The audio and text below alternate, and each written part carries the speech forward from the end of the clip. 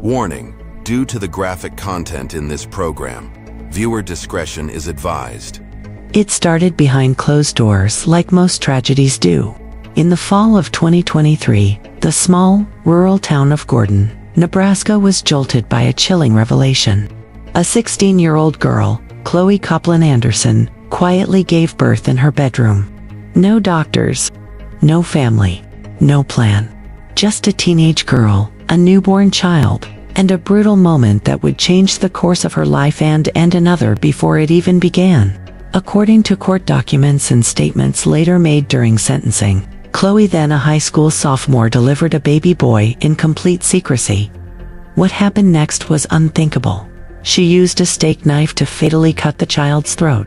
When authorities arrived, responding to a medical call from Chloe's mother, they found the aftermath of a horrific scene. Her injuries initially prompted a rush to the emergency room. But within hours, investigators learned the truth. A baby had been born and killed in that very bedroom. The sentencing.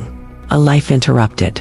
On April 24, 2025, now 18 years old, Chloe stood before a Nebraska courtroom to face the consequences of her actions.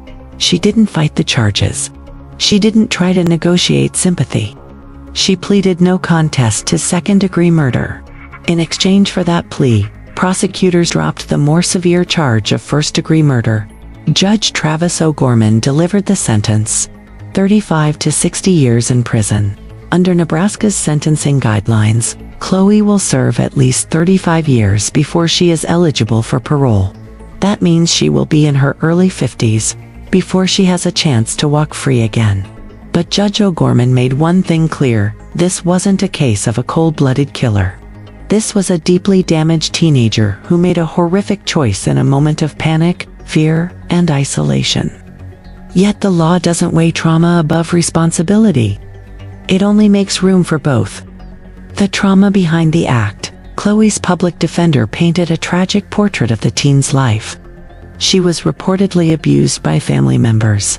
She had a long and documented history of mental illness, including PTSD, major depressive disorder, and dissociative identity disorder. And there were prior instances of self-harm, suggesting a long-brewing storm that no one fully saw coming or chose to ignore. And the child she birthed. That pregnancy began when she was just 15 years old.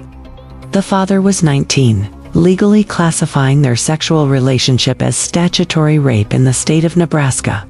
It's not yet clear whether he will face charges, but his involvement casts a long shadow over the entire case. This wasn't just a failed parent.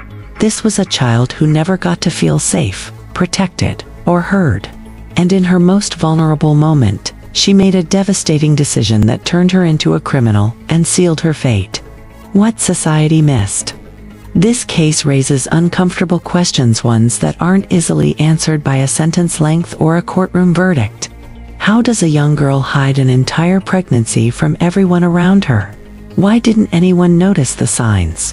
Why wasn't there an intervention before it reached the point of no return? We've seen it before. Teens bearing the weight of adult traumas, keeping secrets because shame feels safer than truth. But the reality is this: when young girls fall through the cracks of family, school, and society, tragedies like this are not random. They're predictable and preventable. The aftermath. As of today, Chloe Coplen-Anderson sits behind bars, her teenage years officially over. But this story isn't just about her. It's about a system that failed her. It's about a baby who never got to live. And it's about the silence that so often surrounds mental health, abuse, and the hard conversations we avoid until it's too late. Let this be a call to action, not for punishment alone, but for prevention, compassion, and vigilance. Because monsters aren't always born. Sometimes, they're made. If you or someone you know is facing abuse, mental health struggles, or is in crisis, help is available. National Suicide Prevention Lifeline. 1-800-273-TALK, 8255. National Sexual Assault Hotline. 1-800-656-HOPE, 4673. For more content, Don't forget to subscribe to Women Are Evil Too on YouTube, where we expose the darkness lurking behind the headlines. Because the truth doesn't hide, it haunts.